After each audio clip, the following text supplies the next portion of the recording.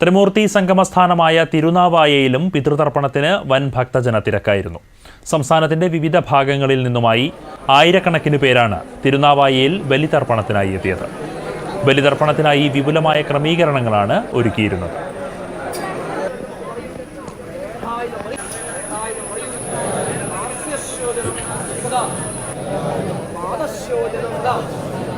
താഴെ അടിഭാഗത്ത് ഒഴിഞ്ഞ് പാദഭാഗത്ത് കൊടുത്താൽ പാദമൂർത്തിൻ്റെ ഇലവിലെ വെള്ള ചന്ദനപ്പുര ഇഷ്ടദാനം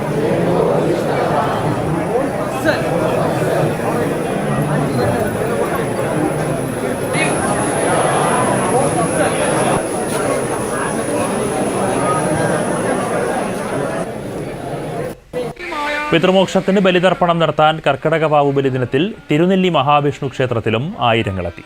ഭക്തർ 7 തലമുറകൾക്ക് ബലിയിട്ട് പിതൃക്കളുടെ മോക്ഷത്തിനായി പ്രാർത്ഥിച്ചു. പുലർച്ചെ 3 മുതൽ പാപനാശിനിക്കരയിൽ തുടങ്ങിയ ബലിതർപ്പണം ഉച്ചയ്ക്ക് 1 മണിവരെ നീണ്ടുനിന്നു. തിരക്ക് കുറയ്ക്കാനായി വിപുലമായ ക്രമീകരണങ്ങളാണ് ഒരുക്കിയിരുന്നത്. KSRTCയുടെ പ്രത്യേക ബസ് സർവീസുകളും നടത്തിയിരുന്നു.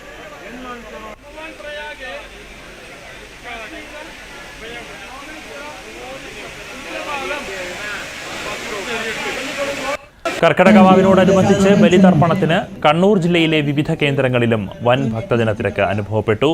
കൊട്ടിയൂർ മഹാദേവ ക്ഷേത്രത്തിന്റെ നേതൃത്വത്തിൽ ബാവലിപ്പുഴയോരത്ത് രാവിലെ 5 മണിക്ക് ബലിതർപ്പണ ചടങ്ങുകൾ ആരംഭിച്ചു.